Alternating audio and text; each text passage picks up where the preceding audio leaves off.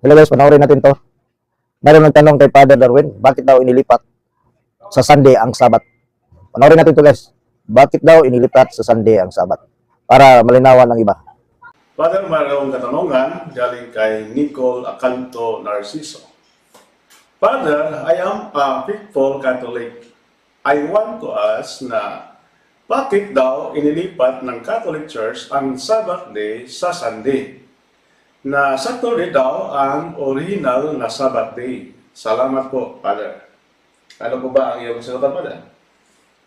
Salamat, Brother Edgar, sa napili mo na magandang komento at katanungan galing ni Nicole Acanto Narciso. Ito po ang ating paglilinaw, mga kapuntos.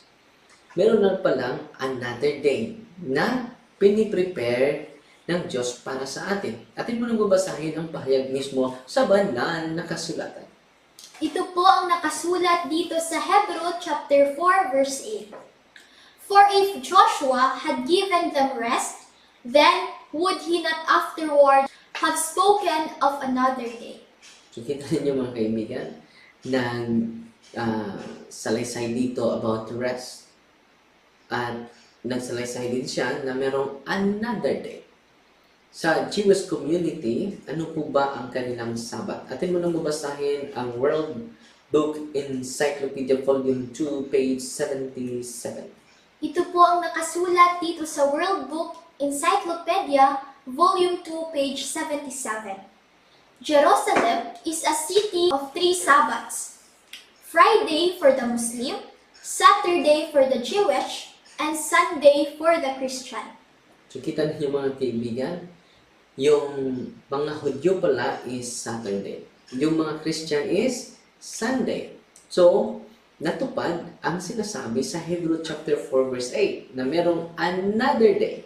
Kapag nagpatuloy tayo ng Saturday, galing sa Hudyo at mga Kristiyano is Saturday, hindi na matutupad yung sinasabi sa talata na bago lang natin binabasa na meron ng another day.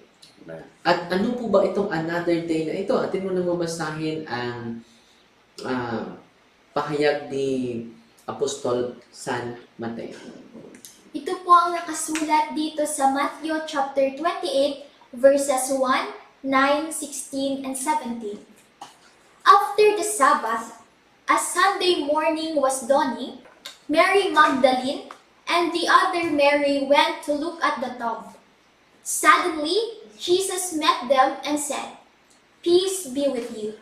They come up to him, took hold of his feet, and worshipped him. The 11 disciples went to Hill in Galilee, where Jesus had told them to go. When they saw him, they worshipped him.